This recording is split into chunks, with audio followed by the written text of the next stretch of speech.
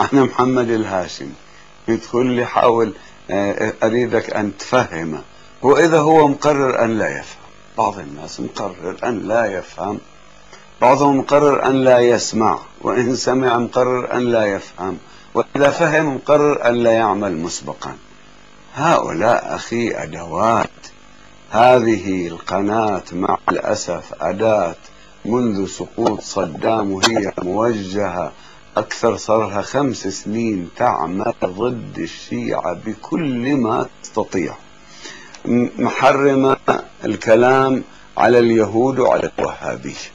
يعني يهود الداخل ويهود الخارج حرام عن اليهود، ويجيبون حاخامة نتكلم، يجيبون أحب شيء إليه اليهود، يقول إسرائيل ديمقراطية.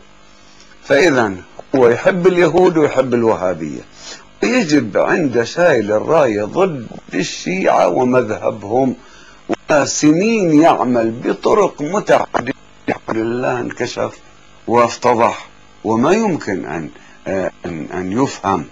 الحل أنه لما الذين يمولوه هم يصيرون فقراء إن شاء الله، بعد ما يستطيعون أن يمولوه يجي يتسكى على أبواب الشيعة في وقته، إذا بقيت قناته وبقي هو.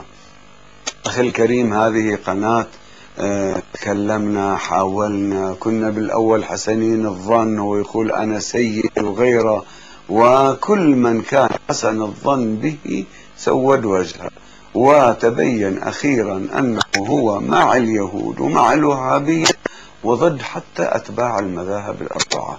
ما يسمح لواحد من أتباع المذاهب الأربعة إذا واحد ينتقد الوهابية ما يخليه، ينتقد اليهود ما يخليه أبدا. تكلم على الشيعة بارك الله، تعال موقفه خطه مبين. هؤلاء الذين يأتي بهم يحاول أن يبين أنه هو ما شاء الله موضوعي، ويجيب بعضهم يتكلمون باسم الشيعة، وأي شيعة هؤلاء الذين يأتي بهم. وشكرا.